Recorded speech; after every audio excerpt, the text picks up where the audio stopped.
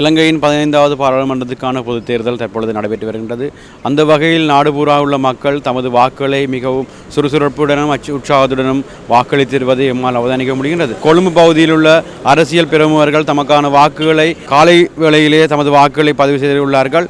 அந்த வகையில் பிரதமர் ரணில் விக்ரமசிங்க தனது வாக்குகளை பதிவு செய்வதற்காக கொழும்பு பல்கலைக்கழகத்தின் கொலிஜ் ஹவுஸுக்கு வருகை தர உள்ளார். அவருடைய வருகைக்காக இங்கே உள்நாட்டு மற்றும் வெளிநாட்டு ஊடகவியலாளர்கள் காத்து கொண்டிருக்கின்றார்கள். மேலும் பாதுகாப்பு ஏற்பாடுகள் உட்பட ஏனைய ஏற்பாடுகள் அனைத்தும் செய்து முடிக்கப்பட்ட நிலையில் இன்றுமே இல்லாத வகையில் தற்பொழுதைய இன்றைய தேர்தலானது மிகவும் அமைதியானதும் ஆரவாரமற்ற முறையில் வன்முறைகளற்ற முறையில் நடைபெற்று வருவதை எம்மால் உணரக்கூடிய இருக்கின்றது. தேர்தல் ஆணையாளர் தனது முழுமையான கட்டுப்பாட்டின் கீழ் வன்முறைகளற்ற நீதியான தேர்தல் நடத்துவதற்கு திடசங்கத்தம் பூண்டுள்ளதை எம்மால் அறிந்து கொள்ளக்கூடிய இருக்கின்றது.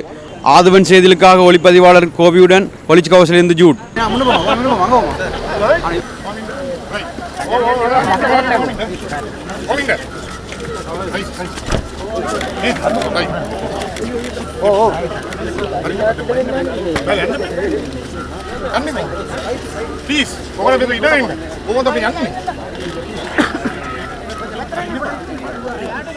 ஜனநாயக முறைப்படி நீதியாகவும் அமைதியாகவும் நடைபெறும் முதலாவது தேர்தல் இதுவென பிரதமர் ரணில் விக்ரமசிங்க தெரிவித்துள்ளார். கொழும்பு பல்கலைக்கழக காரியாலயத்தில் அமைக்கப்பட்டுள்ள வாக்குச்சாவடியில் தமது வாக்கினை பதிவு செய்த பிரதமர் ரணில் அதையடுத்து செய்தியாளர்களுக்கு கருத்து தெரிவித்த போதே மேற்குறித்தவாறு குறிப்பிட்டுள்ளார். இத்தேர்தலில் தமது கட்சி அறுதி பெரும்பான்மையை பெற்று வெற்றி பெற்று புதிய நாடு ஒன்று உருவாக்கப்படும் என தெரிவித்த ரணில் கடந்த ஜனவரி 8ஆம் தேதி கிடைத்த மக்கள் ஆணையை ஜனாதிபதி மைத்ரியுடன் இணைந்து தொடர்ந்து முன்னெடுத்துச் செல்வோம் என தெரிவித்தார்.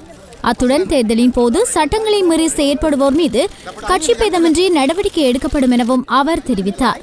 குறிப்பாக நீதியான தேர்தலை நடத்த பெரும் உதவி அளித்த தேர்தல்கள் ஆணையாளர் மற்றும் போலீசார் அரசு ஊழியர்கள் அனைவருக்கும் தமது நன்றியை தெரிவித்தார். இன்று நடைபெறும் இலங்கையின் 15வது நாடாளுமன்ற தேர்தலில் பிரதமர் ரணில் விக்ரமசிங்க தலைமையில் கூட்டாக அமைக்கப்பட்டுள்ள நல்லாட்சிக்கான ஐக்கிய தேசிய முன்னணிக்கும் எதிர்த்தரப்பான ஐக்கிய மக்கள் சுதந்திர முன்னணிக்கும் கடும் போட்டி நிலவி வருகின்றமை குறிப்பிடத்தக்கது.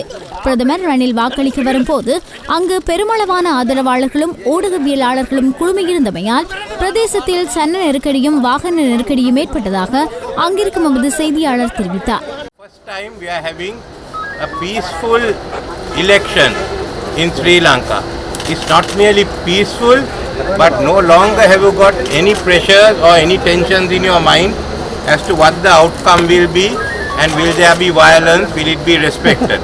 This is a free and fair election, both in terms of the legal norms as well as the democratic norms.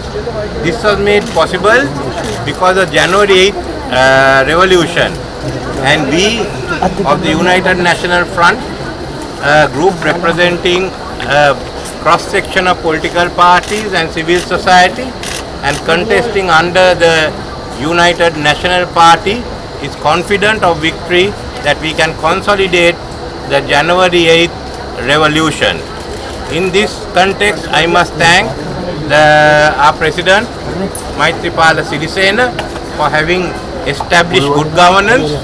We have to thank the Commission of Elections for upholding the election law, enforcing it to the letter, to thank the police and public service and all others who have been engaged in election duty, and to thank our voters for making this possible and for them being able to exercise their sovereign right without any disruption.